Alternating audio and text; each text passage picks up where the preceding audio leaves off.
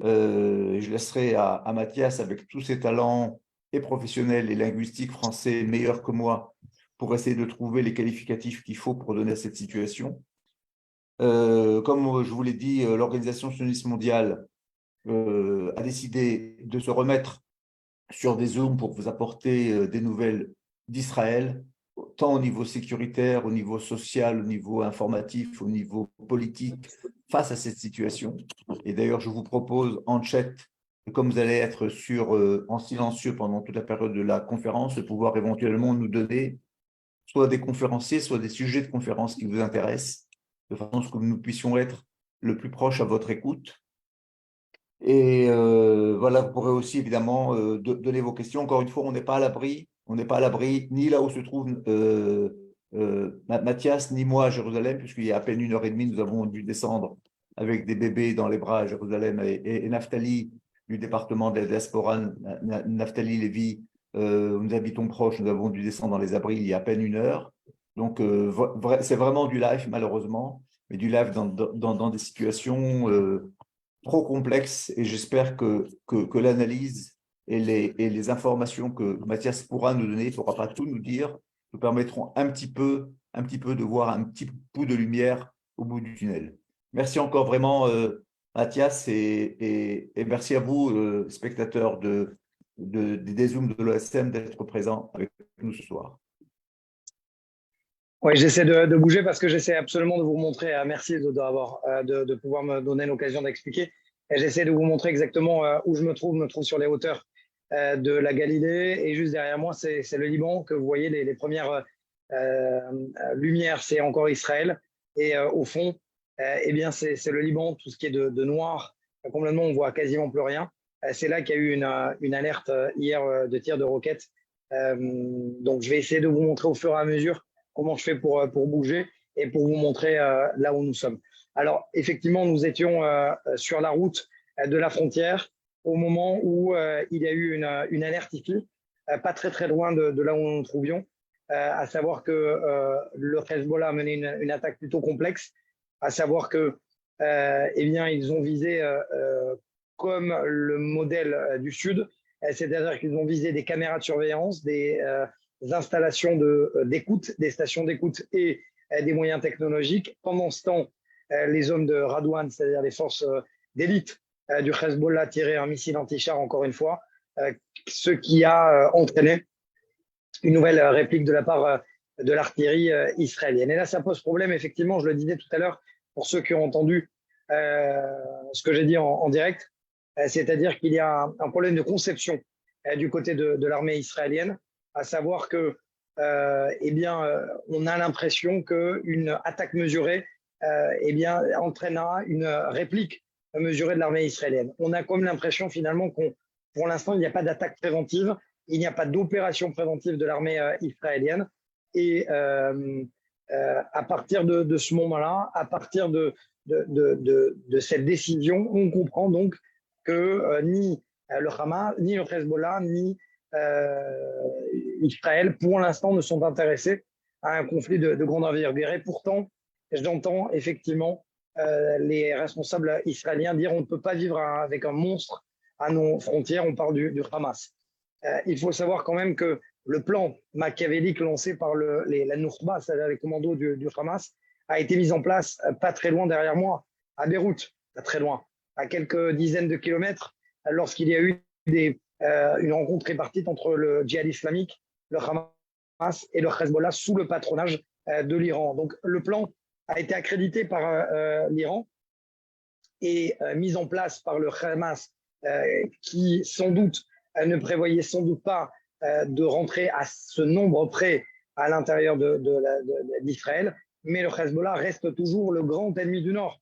Et la menace du Hezbollah est autrement plus importante que celle du Hamas, à savoir d'abord le nombre de missiles que possède le Hezbollah, on va encore le redire, entre 150 et 200 000 missiles, avec des missiles qui peuvent atteindre n'importe quel point du territoire, notamment des missiles de précision et des forces, surtout Radwan. Quand on a vu ce que les forces Nourba, les commandos du Hamas ont réalisé, on peut être extrêmement inquiet du côté israélien parce que les forces Radwan qui combattent aujourd'hui sur plusieurs terrains et théâtres d'action, c'est-à-dire en Syrie, en Irak, au Yémen, un petit peu de partout, sont expérimentés et ont combattu aux côtés notamment des forces russes et des Wagner.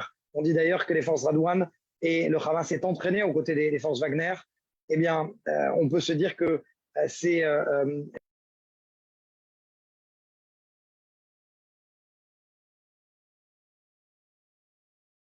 מתיאס, אתה במיוט, אתה יכול להפעיל את המיקרופון? Est-ce que vous m'entendez toujours? Très bien. Alors, ce que je voudrais vous dire, c'est que là, nous sommes à l'avant-veille. Je précise quand même à tous ceux qui nous ont rejoints que je ne sais pas. Très sincèrement, il faut avoir l'humilité de le dire. Je ne sais pas quand est-ce que l'armée israélienne va pouvoir rentrer à l'intérieur de la bande de Gaza. Pour l'instant, on est dans une ouverture de couloir humanitaire de quelques heures. Et eh bien, ensuite, il sera temps pour l'armée israélienne de lancer sa contre-offensive terrestre. On me dit seulement, effectivement, du côté des sources bien informées, que actuellement, l'armée israélienne ne lancera pas le même scénario que l'on a vécu lors de l'opération Bordure Protectrice. Je m'en souviens parfaitement, puisque j'y étais. Et c'était une entrée en masse de l'infanterie à plusieurs points qui était lente et qui a fait ce que l'on appelle de l'avancement statique. C'est-à-dire qu'on avançait, on s'arrêtait, on avançait, on s'arrêtait. Du côté de cette opération-là, on me dit qu'on réserve d'énormes surprises tactiques et stratégiques à l'ennemi. Est-ce que c'est le modèle, par exemple, de pénétration d'unités extrêmement bien formées, d'unités d'élite, comme on a pu le voir avec les unités américaines qui sont rentrées dans Fallujah ou dans Mossoul? On peut éventuellement penser que le fait qu'Israël soit dans le CENTCOM avec donc les Américains, peut-être que les plans ont été révisés, à savoir qu'au lieu de rentrer, oui, Israël va rentrer massivement si tel est le cas, mais en tout cas, frappez-vous vite et fort par des unités d'élite. On peut penser qu'effectivement, le Hamas attend, c'est certain, Israël avec plusieurs dizaines de milliers de terroristes surarmés dans les tunnels et en surface. En plus, ils ont l'avantage, il faut le savoir quand même, des bâtiments complètement éventrés, donc ils peuvent se positionner. Je fais référence notamment à la bataille de Sarajevo. Souvenez-vous, lorsque l'armée française et la coalition étaient rentrées dans Sarajevo, on utilisait les bâtiments complètement éventrés pour mettre les snipers et sniper tout ce qui bougeait au sol. Donc ça pose problème effectivement à l'armée israélienne. C'est une ligne de données extrêmement importante pour ne pas qu'il y ait trop de pertes d'entrée. Ça, c'est pour le sud. Je vais développer ensuite. Pour le nord, j'ai vu la phrase qui disait effectivement pourquoi ne pas détruire immédiatement les rampes de lancement du Hezbollah? Eh bien, parce que cela voudrait dire que c'est une opération préventive de l'armée israélienne. La question est de savoir est-ce que l'armée israélienne veut lancer une frappe préventive ou pas. Pour l'instant, Lloyd Austin, le secrétaire d'État à la Défense américaine, a été très clair. Nous souhaitons que les Israéliens ne lancent pas de frappe préventive pour pouvoir justement justifier une entrée de nos forces et pour contrer Israël attaqué. Vous allez me répondre, bien évidemment, pourquoi a-t-on besoin des États-Unis? Parce que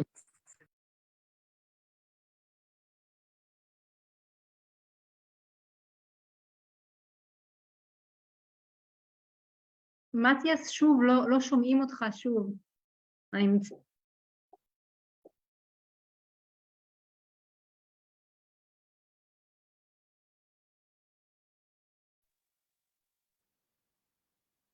Est-ce qu'on m'a retrouvé? Là, on t'a retrouvé, oui, Mathias. Ok, très bien. Non, c'était l'armée qui m'appelait. Attendez, je vais essayer de caler pour qu'il y ait une meilleure Voilà. vue. Je ne sais Donc, pas il faut comprendre que Mathias est en WhatsApp et donc quand la communication est coupée, c'est qu'il a une communication entrante. Voilà, exactement. Je suis désolé. J'essaie de bien de nouveau me repositionner à la frontière nord. Donc, ce que j'ai expliqué, pourquoi effectivement il y a un souci avec une action préventive, c'est que cela impliquerait donc que l'armée israélienne a pris la décision de lancer une contre-offensive et que cela implique donc une réponse bien plus massive du Hezbollah. Et donc, on est parti sur un deuxième front. Qui dit deuxième front dit immédiatement, vraisemblablement, entrée de l'Iran immédiatement, donc troisième front.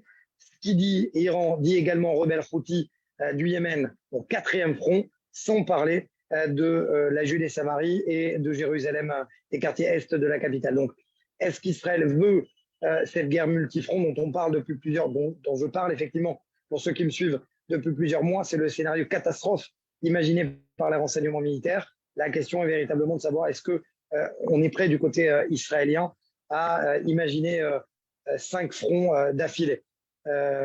Attendez, ne quittez pas, je suis désolé, vraiment. On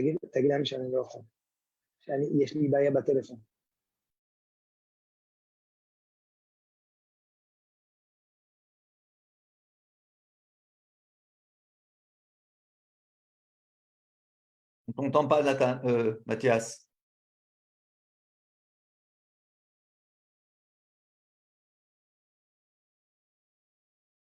מתיאס, אתה במיוט שוב, אתה יכול... מתיאס, לא שומעים אותך. Il n'est pas en mute, il doit avoir une conversation. Ça y est, c'est bon, je suis désolé, on m'appelle de tous les côtés. C'est parce que j'ai envoyé, pour être tout à fait honnête, et je le suis, j'ai envoyé énormément de messages à l'armée israélienne et aux responsables de sécurité pour savoir ce qui s'était passé pour l'incident en milieu d'après-midi. Et donc, on commence à me rappeler au fur et à mesure, et c'est pour ça que le Zoom s'arrête lorsqu'on m'appelle. J'essaye de reprendre mon raisonnement. Aujourd'hui, est-ce qu'Israël est prêt, oui ou non, à se lancer sur 5 fronts en même temps?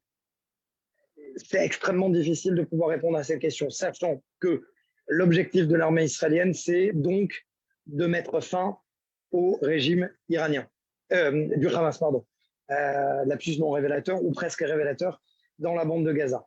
Donc là, à l'heure actuelle, il y a une guerre qui est affichée et une volonté de la part d'Israël de pouvoir aller très vite, de ne pas faire en sorte que Israël s'embourbe dans la bande de Gaza et obtienne ses objectifs extrêmement rapidement pour ne pas justement être obligé de faire ce que je disais, c'est-à-dire comme en 2014, lorsque Benny Gantz était chef d'état-major, du surplace tactique.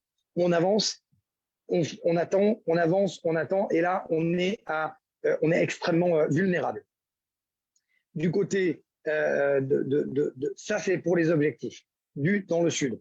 Au niveau des objectifs du nord, on attend effectivement que les États-Unis qui ont répondu présent jusqu'à présent, si tant est qu'il est politiquement controversé pour des décisions qu'il n'a pas prises forcément en faveur d'Israël et qu'il a demandé beaucoup plus de clarification de la part du Premier ministre Benjamin Netanyahu et qu'il n'était pas en faveur de cette réforme judiciaire, eh bien Joe Biden répond présent au niveau sécuritaire. C'est-à-dire qu'immédiatement, face à l'horreur qu'on ne pouvait pas espérer et à laquelle Israël fait face aujourd'hui dans le sud, eh bien, Joe Biden a immédiatement affrété des avions avec des obus d'hommes de fer, des missiles d'hommes de fer, mais également des missiles de dernière génération et vraisemblablement, selon mes propres sources, des bunker boosters. Pourquoi des bunker boosters?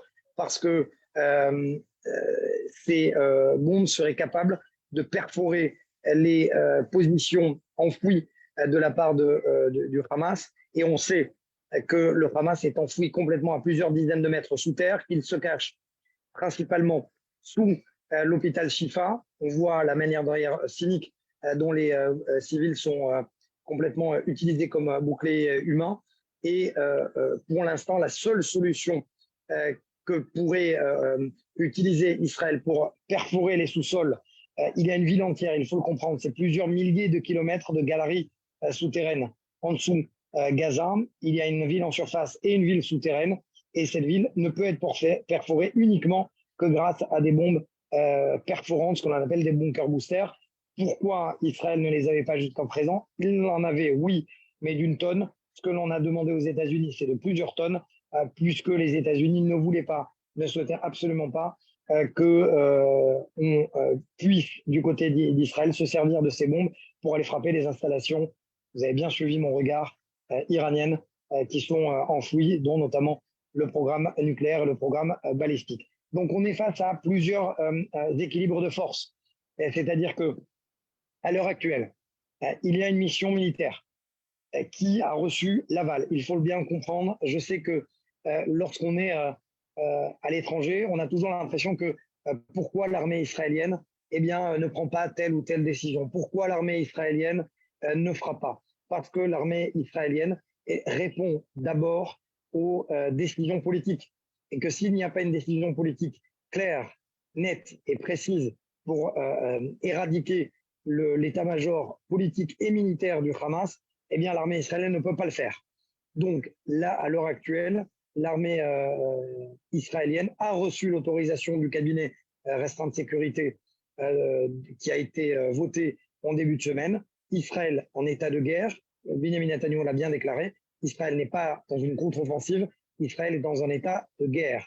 De guerre, cela implique donc que le cabinet a autorisé l'armée à pouvoir intervenir jusqu'au bout en fonction des objectifs qui lui ont été fixés.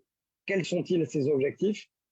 D'abord, éliminer le risque de réarmement du Hamas, couper les lignes de communication entre les plusieurs commandements du Hamas et donc faire en sorte que le Hamas abdique, qu'il ne soit plus absolument pas en mesure aujourd'hui, demain, de pouvoir menacer Israël. La question à tout ça, véritablement, c'est qu'il y a une génération, et je le disais hors antenne, lorsqu'on préparait les émissions à i24 News, quand vous voyez des hommes de 50-60 ans qui, armes à la main, sont rentrés dans Be'eri, dans Kfar Aza, dans Nérim, dans Zekim, qui ont volé des corps, comment peut-on imaginer qu'une fois que l'état-major militaire du Hamas sera complètement, selon l'expression, dégommé, comment peut-on imaginer que cette génération qui arrive derrière ne puisse pas prendre le chemin des armes? Prenons l'exemple, par exemple, de Moussaoui. C'était l'ancien chef du Hezbollah. Il a été éliminé. Qui a pris la place? Bien Hassan Nasrallah, dont on sait pertinemment le pouvoir qu'il a aujourd'hui. Qui a pris la place ensuite de Yahya Sinwar, de Ahmed Rantissi, de tous ces chefs de guerre du Hamas? Bien, c'est Yahya Sinwar qui comprend parfaitement l'hébreu, qui parle hébreu, qui lit l'hébreu, qui a été dans une prison en Israël et qui s'est joué de la stratégie israélienne. C'est le vrai problème de la part d'Israël aujourd'hui. Doit-on remplacer automatiquement l'intégralité des commandements du Hamas, et qui doit-on mettre à la place? Est-ce que c'est l'autorité palestinienne? Est-ce que c'est l'Arabie Saoudite? Est-ce que l'Arabie Saoudite va l'accepter? Ça aussi, cela n'a pas été dit jusqu'à présent. Gaza, personne n'en voulait après 1967. Les Égyptiens ont supplié Israël de conserver Gaza. Et Gaza, la bande de Gaza, Israël en est sorti du Gush Katif en 2005. Donc, contrairement à ce que j'ai pu entendre ici et là dans les plateaux de télévision, Israël n'est pas Gaza n'est pas une prison à ciel ouvert, puisque les points de passage sont ouverts. Rafah et Erez sont ouverts. Et pour autant, les forces Nourba ont attaqué d'abord et en premier lieu lorsqu'ils sont rentrés dans le nord de la bande de Gaza. Quoi? D'abord le point de passage Erez. C'est par là, en fait, ils ont attaqué leur propre point de passage qui leur permettrait d'aller travailler en Israël.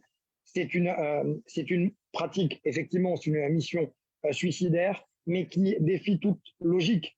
Donc, en quelque sorte, lorsque aujourd'hui j'entends les bien-pensants qui disent qu'il faut se soucier des civils de la bande de Gaza, d'abord, il faut renvoyer la responsabilité du côté du Hamas, parce que c'est le Hamas qui a attaqué Erez, c'est le Hamas qui le savait en déclenchant cette opération, allait déclencher le courroux des Israéliens, et en même temps c'est le Hamas qui a attaqué, qui a brûlé, qui a saccagé les points de passage qui lui permettraient de permettre à ses employés de rentrer en Israël. Et là, effectivement, la doctrine israélienne depuis plus de 10 ans, à savoir qu'on pouvait acheter la bande de Gaza par des allègements économiques, vient de s'effondrer. Aujourd'hui, on pensait, moi-même, j'ai pu penser à un moment que finalement le dollar supplantait l'idéologie islamiste et radicale.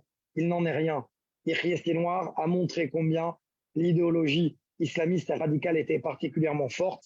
La preuve en est, c'est qu'aujourd'hui, il n'y a aucune différence, voire pire, entre le Hamas et Daesh. Ce n'est encore une fois pas moi qui le dis. Oui, que fait le djihad islamique? Il combat. Je vois cette question, j'essaie de répondre en même temps aux questions. Que le djihad islamique est rentré avec le Hamas à l'intérieur de la bande de Gaza, il ne fait aucun doute. La question est de savoir véritablement pourquoi le Hamas a utilisé des mercenaires de Al-Qaïda, de Daesh, et les a pris à son compte. Ces mêmes fortes Nourba qui ont commis l'horreur. Personne ne pouvait imaginer une telle infiltration à l'intérieur d'Israël, qui plus est, pas même le chef du Shabak. Le chef du Shabak, Ronen Bar, vient de déclarer à l'instant qu'il prenait l'entière responsabilité des faits. Pour l'instant, dit-il, nous sommes en état de guerre. L'heure aux responsabilités viendra. Pourquoi je dis ça? Pour ceux qui m'ont entendu hier sur le plateau de Jean-Charles Banoun dans le Prime, sur i24 News, j'ai bien expliqué le déroulé. Vendredi soir, il y a une alerte du côté de l'armée israélienne et du côté du Shabak. À partir de ce moment-là, eh bien, le chef du Shabak, le vendredi soir, n'est jamais dans le QG général du Shabak. Il déclenche l'alerte. Il se rend et il comprend qu'il y a des mouvements suspects, une préparation suspecte. Il envoie une opération opérationnelle d'élite du Shabak et des policiers du Yamam, c'est-à-dire la force d'intervention antiterroriste de la police israélienne, équivalent en France du GIGN, et il les fait positionner à Sderot et sur les champs avoisinant la bande de Gaza. Ce sont eux qui sont en première ligne, mais à aucun moment, il y a la compréhension que plusieurs milliers de terroristes armés vont entrer à l'intérieur d'Israël. À aucun moment, ils pensent qu'il va y avoir ce type de plan. Et donc, c'est la raison pour laquelle le chef du Shabak, Ronen Bar, dit il n'y a pas d'autre solution que d'endosser la responsabilité des faits. Je n'ai pas réussi à protéger les Israéliens. Et pour autant, eh bien, une équipe était sur place. L'incompréhension ne vient pas au-delà de Ronen Bar. L'incompréhension vient surtout du fait que l'information n'a pas été transmise à la division de Gaza. Et ça, c'est une question à laquelle je n'ai pas de réponse. Pourquoi une telle information extrêmement sensible n'a pas été transmise au terrain? Et ça, véritablement, jusqu'à présent, nous n'avons pas de réponse. Les soldats ont été tués, malheureusement pour certains, avec un boxer short et avec arme à la main, certes, mais ils n'étaient pas préparés. Et deux compagnies des Golani ont été éliminées, purement et simplement éliminées parce qu'ils n'étaient pas prêts et qu'ils ne se tenaient pas prêts pour affronter une telle force. Ils se sont retrouvés parfois 10 face à 100 terroristes surarmés avec une quantité d'armes jamais vues. Ce sont des armes, d'ailleurs, pour ceux, je ne sais pas s'ils m'ont écouté, mais c'est très clairement ce que le porte-parole de l'armée israélienne a dit. Le Hamas était venu pour conquérir le Sud et non pas pour commettre une attaque. Conquérir, je dis bien conquérir le Sud, c'était une guerre de 3 jours avec une quantité d'armes monstrueuse par rapport à ce qu'on a vu d'habitude. J'ai pu moi-même m'en rendre compte lorsque je suis rendu extrêmement rapidement sur place. On ne va pas revenir sur l'horreur, je n'ai pas envie d'en parler. L'heure d'en parler viendra et je pourrai m'exprimer, je pourrai voir et dire ce que j'ai vu. Ce n'est pas le moment. Là, ce soir, c'est surtout pour faire le point sur le bilan militaire et sécuritaire. À l'heure actuelle où on se parle, le Hamas, il faut bien comprendre, a dupliqué le projet qui était en place depuis des années par le Hezbollah, c'est-à-dire planter le drapeau des Radouane, des forces d'élite du Hezbollah sur des villages avoisinants à la frontière. Pourquoi c'est le Hamas qui l'a fait et non pas le Hezbollah? Pour l'instant, nous n'avons pas de réponse. Est-ce que ce plan a été autorisé par le grand frère ou le patron plus exactement iranien au moment où le ministre des Affaires étrangères était à Beyrouth, au moment où il y avait des rencontres djihad islamique, Hamas, Hezbollah à Beyrouth et que le ministre des Affaires étrangères lui-même était sur place?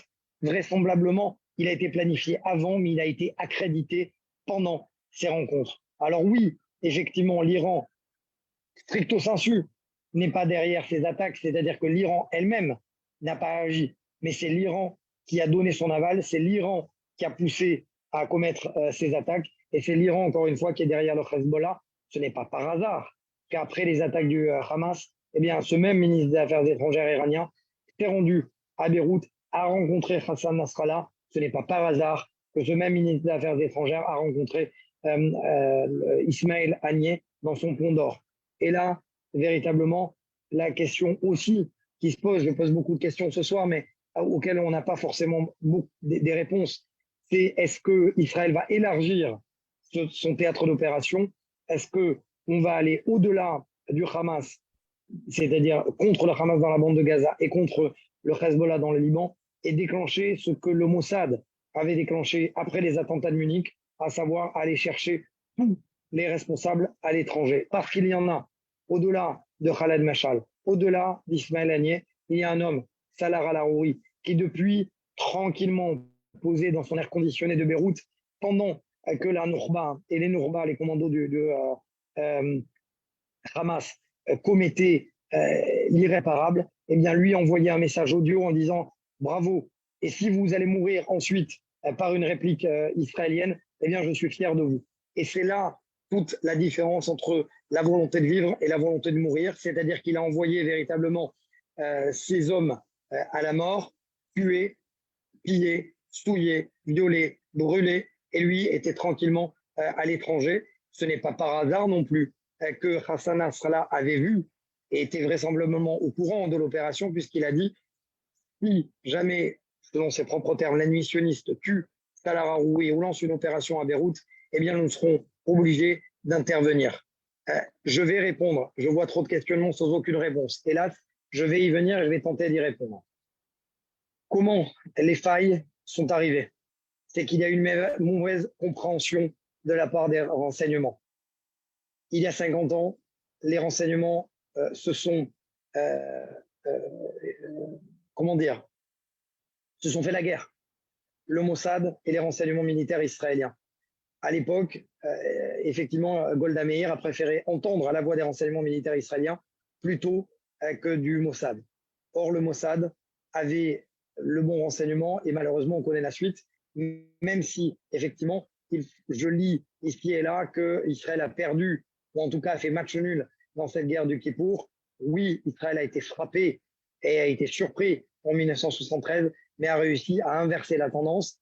Et force est de constater que depuis 50 ans, il n'y a pas ouverture de front ni sur le terrain égyptien et sur le terrain syrien sans l'entrée en guerre des Iraniens dans cette guerre fratricide que mène Bachar al-Assad. Eh bien, il n'y aurait pas d'Iraniens, il n'y aurait pas de danger et de menace sur le front syrien.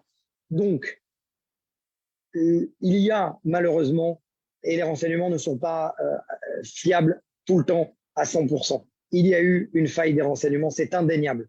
Pour répondre à votre question, pourquoi autant de failles? Parce que les renseignements israéliens se sont trompés. Ils pensaient, moi-même j'ai reçu un briefing sécuritaire quelques jours avant de la part de l'armée israélienne qui m'avait dit le jeudi, c'est-à-dire 2 jours avant, qui m'avait dit que le Hamas est dissuadé, il ne lancera pas d'opération. Donc, il y a eu faille, c'est indéniable, il y a eu faille de la part des renseignements israéliens, ils ne s'en cachent pas. Herzi Halevi, le chef d'état-major, l'a confirmé. Nous n'avons pas réussi à défendre les frontières de l'État d'Israël. Ce que je disais, ceux qui m'ont pris en chemin, eh bien, je disais que Ronen Bar, le chef du Shabak, a déclaré donc qu'il prenait la responsabilité. Ensuite, comment ils sont rentrés? Comment ils sont rentrés? Parce que c'était un plan minutieusement préparé en plusieurs étapes. D'abord, tir de roquettes. Deuxième étape, utilisation d'armes, ce que j'appellerais de technologie moyenne, c'est-à-dire des drones qui vont perforer la ligne de défense ennemie et abattre les caméras de surveillance, abattre les outils de reconnaissance pour complètement rendre aveugle ce qu'on appelle en hébreu les tatspitaniot, c'est-à-dire les contrôles, les sentinelles au contrôle visuel à la frontière, qui vont payer d'ailleurs de leur prix lourd cette infiltration, puisque plus d'une trentaine de ces jeunes filles, de ces jeunes femmes au péril de leur vie, qui ont combattu jusqu'à la dernière balle, ont été abattues. Je ne dirais pas d'ailleurs ce qu'on leur a fait, plus qu'abattues d'ailleurs par les hommes du Hamas. Et donc à partir de ce moment-là, à partir du moment où les communications sont complètement éteintes, eh bien le Hamas a pu rentrer, a pu pénétrer. Et donc, il y a eu faille. Il y a eu faille, comme en 1973, il y a eu faille, il y a eu effet de surprise.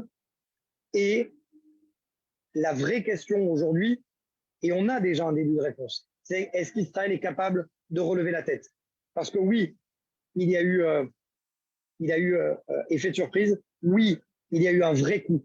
Oui, Israël a subi d'énormes coups, mais Israël est en train de reprendre le chemin des opérations, principalement dans le sud, et se donne tous les moyens pour ce faire, à savoir l'incorporation de plus de 360 000 réservistes qui vont être dirigés en plusieurs fronts, sud, région centre, c'est-à-dire rue des Samaries et le front nord, mais l'armée israélienne est en train de, que l'on appelle en hébreu, l'achlif et tadisket, c'est-à-dire changer de mode de pensée et aller beaucoup plus fort que on ne l'avait vu dans les précédents rounds de violence. Donc j'ai répondu à la question d'abord de la faille. Deuxièmement, la question de savoir aujourd'hui que peut faire Israël. Israël peut et a les moyens techniques, logistiques, militaires, d'expérience pour abattre le Hamas. Troisièmement, est-ce que veut Israël? Pour l'instant, ça c'est une décision politique à laquelle pour l'instant on n'a pas de réponse. Pourquoi on n'a pas de réponse? Parce que les politiques israéliens sont tous dirigés d'abord et se concentrent sur l'opération. Pour l'instant, on n'a pas encore de réponse sur la manière dont le gouvernement sera composé. Est-ce qu'on va maintenir un gouvernement d'union nationale une fois que la guerre sera terminée? Est-ce que Benjamin Netanyahu va prendre ses responsabilités comme Golda Meir l'avait fait? Pour l'instant, ça n'est pas le cas. Sachant en plus que Benjamin Netanyahu s'en défend, il a été averti à 6h29 pendant que les attaques étaient commises. Est-ce que c'est de sa responsabilité de savoir qu'allait faire le Hamas? La plupart des experts militaires disent que, visiblement, oui, en tant que Premier ministre, il n'avait pas à connaître les plans dans leur moindre détail, mais il aurait dû au moins le savoir, et qui plus est, la conception israélienne, ce n'est pas ça uniquement sa responsabilité, c'était le cas également de Yair Lapid et de Naftali Bennett, et bien avant aussi, la conception israélienne était que chaque round de violence amène sa période d'accalmie, et une attaque contrôlée implique une réplique mesurée. Donc, pour l'instant, on n'a pas idée de savoir quelle était la décision politique israélienne. Je lisais, et c'est une excellente question, je ne sais pas qui me l'a posée, quelle était la volonté politique du Hamas derrière ces attaques. La volonté politique, elle était claire. J'ai répondu, contrôler, conquérir le Sud. Il y avait suffisamment d'armes, suffisamment de nourriture, suffisamment de logistique pour conquérir le Sud pendant 3 jours. Mettre à feu et à sang Israël et forcer Israël à mettre en genou à terre. Sans la bravoure des soldats qui, au péril de leur vie, ont repoussé cette guerre lancée par le Hamas, aujourd'hui, on ne serait pas en train de parler, on serait avec un Hamas qui serait resté au moins 48 heures dans le sud, ce qui aurait été catastrophique. Encore une fois, sans la bravoure, sans les actes héroïques, les uns après les autres, de ces soldats. On a parfois finalement l'impression que l'histoire se répète. Ces mêmes actes de bravoure dont on a parlé plusieurs fois en 1973, lorsque ce sont les hommes qui ont réparé l'erreur commise par l'échelon politique et l'échelon des renseignements, à savoir qu'ils n'avaient pas vu venir la contre-offensive l'offensive plus exactement des Égyptiens et des Syriens.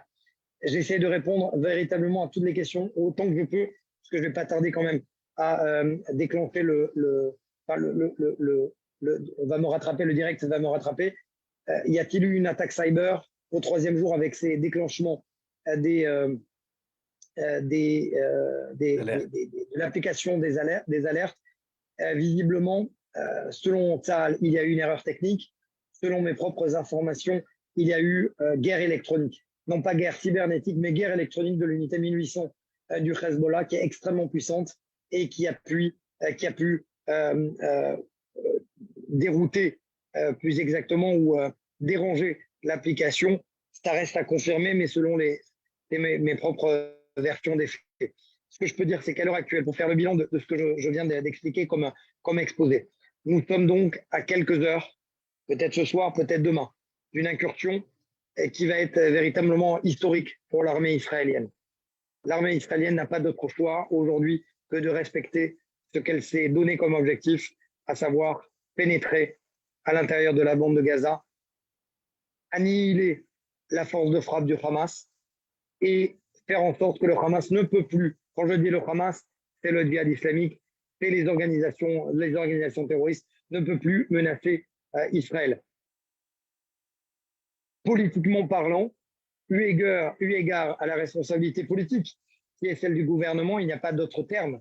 Eh bien, politiquement, Israël ne peut pas se permettre de ne pas atteindre ses objectifs, parce que ça voudrait dire soit c'est la communauté internationale qui a mis trop de pression, soit que les objectifs militaires n'ont pas été atteints suffisamment rapidement.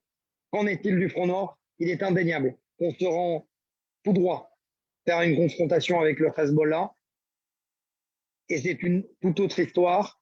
L'Iran veut cette guerre, l'Iran veut détourner le regard de la communauté internationale vis-à-vis de son programme balistique, vis-à-vis de son programme militaire et nucléaire, et veut détourner le regard de la communauté internationale dans ses ventes de programmes balistiques et de ces drones militaires à la Russie qui sont utilisés ensuite en Ukraine. Donc, l'Iran a tout intérêt à pousser le Hezbollah pour qu'il y ait une frappe massive du Hezbollah. Là, véritablement, l'objectif d'Israël, c'est de se servir de cette guerre de communication, pousser le Hezbollah à la faute, pousser l'Iran à la faute, parce que c'est du jamais vu depuis le pont aérien, depuis 1973.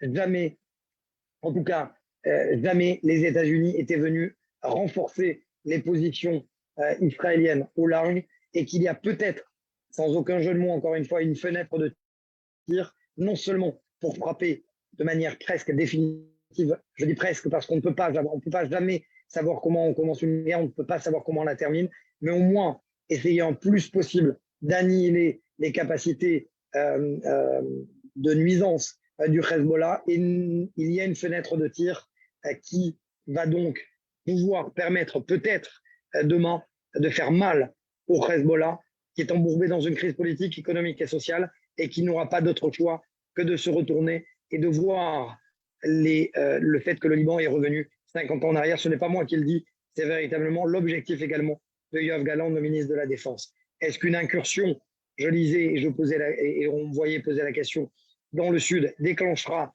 un front dans le nord? Je ne pense pas que ça soit un événement plus qu'un autre. Je pense que l'Iran est bel et bien décidé à pousser tous ses acteurs, tous ses fiefs, tous ses proxys à affronter Israël pour la fameuse guerre.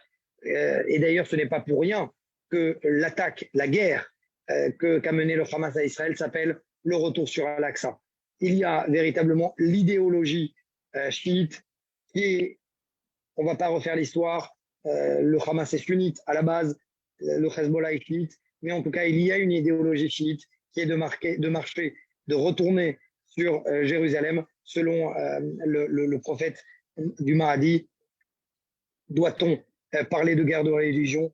J'ai répondu, elle n'est pas territoriale, elle est avant tout de religion. La preuve, c'est que si des éléments d'Al-Qaïda et de Daesh ont été retrouvés, c'est bel et bien que c'est la religion qui dicte ces contre-offensives plus que des guerres territoriales.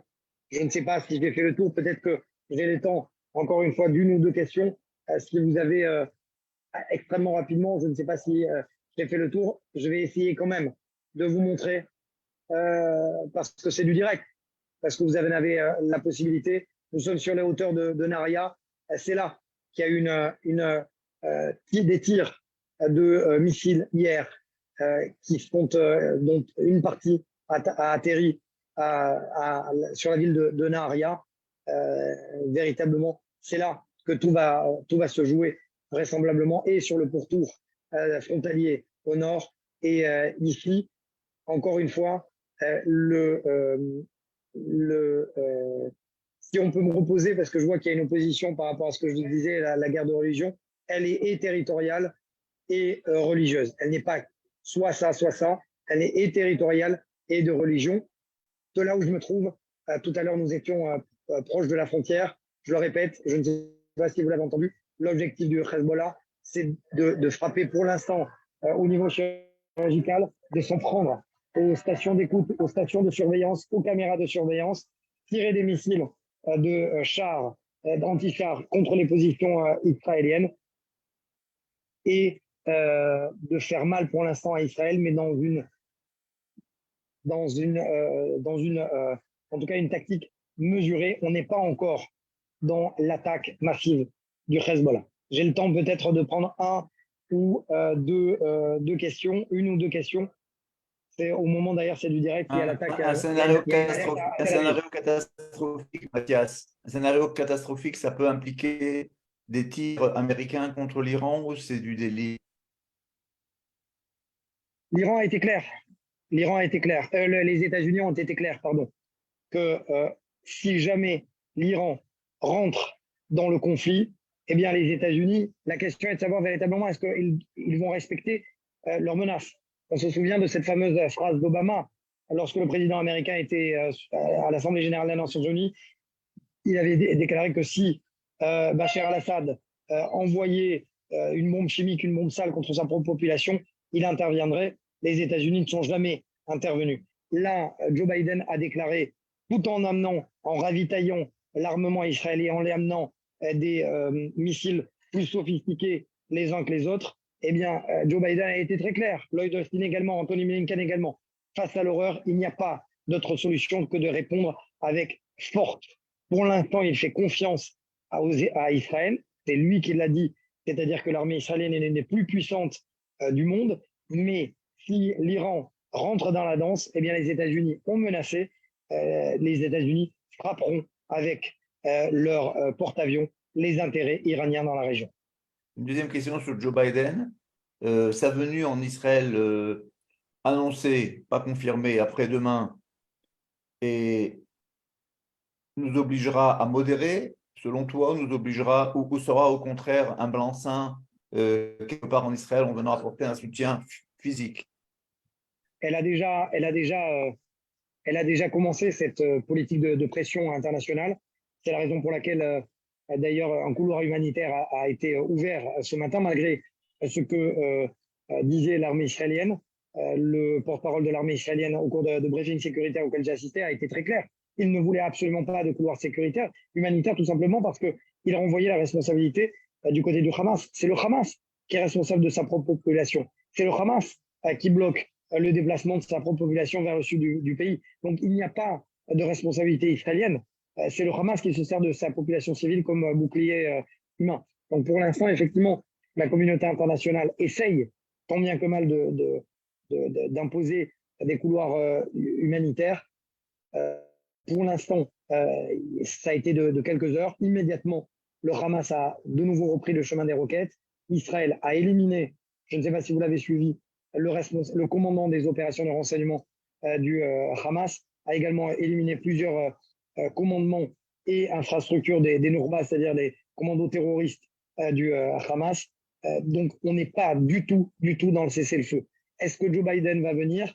Pour l'instant, rien de moins sûr. Il a annulé son déplacement dans le Colorado. Il dit suivre de près les opérations. Il a été très clair. Il ne veut pas de reconquête de Gaza. Donc, en fait, il joue sur les mots. Il laisse Israël peut-être lancer une vaste offensive terrestre, mais il ne veut pas de reconquête, en quelque sorte, reprendre le contrôle de la bande de Gaza, comme cela avait été le cas en 2005, avant le désengagement du Gush Katif, ordonné par George Bush et Ariel Sharon. Merci, je crois qu'effectivement tu as répondu, même si tu sais énormément de points d'interrogation, parce que malheureusement le pays entier est avec des gros points d'interrogation. Il y a encore énormément de cartes qui sont chez les politiciens, chez les militaires, qui n'ont pas été dévoilées. Et je crois qu'il y a une très Les grosse partie militaires, de poker. en fait, les points d'interrogation, il n'y en a quasiment aucun du côté des forces de sécurité. Je le répète, c'est indéniable. Le renseignement a fait défaut, ils en prennent la responsabilité, mais ils sont en train de changer donc d'équation, d'être beaucoup plus forts et de reprendre le dessus. Au niveau opérationnel, l'armée israélienne est prête, elle en a reçu les prérogatives. La vraie question ce soir, et c'est moins mon domaine, c'est le politique. Est-ce que la classe politique israélienne va être décidée à ne pas entendre et se soumettre à la pression de la communauté internationale, comme cela avait été le cas dans le passé, et aller respecter les objectifs que lui-même a fixés et a donnés, en tout cas comme prérogative à l'armée israélienne. De ce côté-là, encore une fois, effectivement, tu dis très humblement qu'il y a beaucoup de questions et pas beaucoup de réponses. On a apporté des réponses au niveau opérationnel. L'armée israélienne est prête sur tous les fronts. C'est la main aujourd'hui et la décision est aux mains des politiques et de la diplomatie.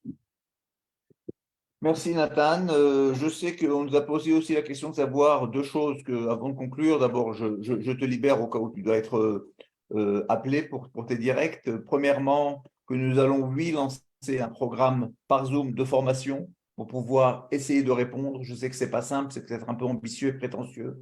Que notre jeunesse française, francophone, puisse aussi être beaucoup plus active sur les réseaux sociaux et ne pas laisser cette plateforme uniquement entre les mains de nos ennemis. Et ils sont très nombreux, qu'ils soient musulmans ou non d'ailleurs européens. Et je crois que cette question nous a été posée en début et quelque part une deuxième personne a demandé la question de pouvoir aider Israël. Alors évidemment, donc, on peut aider dans ce domaine, on peut essayer aussi aider Israël dans le domaine des dons, soit des dons matériels ou des dons en argent. Il y a énormément d'organismes, il y a un organisme central qui est le Keren Hayesod, qui est le fonds israélien qui fait partie des institutions nationales. On essaiera de vous donner les coordonnées si ça vous intéresse. En tout cas, il est très important que la communauté française, la communauté nationale et que la communauté juive aussi se mobilise au niveau de la Hasbara, se mobilise au niveau de la formation. Et c'était un petit peu le but en demandant à Mathias de vous donner, je vais dire, quelques lignes directrices, quelques informations importantes de l'intérieur. Il est indéniable que nous allons gagner cette guerre. Là-dessus, il n'y a aucun problème. C'est une dernière question qui nous a été posée. Malheureusement, le prix que nous avons payé est déjà trop lourd pour renoncer à quoi que ce soit. Il faut espérer que ça soit le plus court possible et que ça soit avec le moins de pertes possible. Et j'aimerais profiter, si tu m'en as l'occasion, également de rappeler toujours, et à chaque fois je le fais, à mes amis IS et IES qui ont été assassinés au cours de cette attaque monstrueuse de la part du Hamas. C'était important pour moi. Je ne peux pas tous les citer parce que c'est un décompte un petit peu difficile, et pour moi, c'est difficile, mais toujours rappeler qu'il n'y a pas un Israélien aujourd'hui qui n'a pas connu de près ou de loin des pertes, et ça, c'est important de rappeler aussi, puisque tu disais que je dis qu'il y a deux arrière-fronts lorsqu'il y a une guerre en Israël, l'arrière-front israélien et l'arrière-front de la diaspora. Et rétablir certaines vérités, c'est aussi important que l'arrière-front de la diaspora le fasse et de dire les choses. Voilà, c'est important pour moi aussi de le signaler.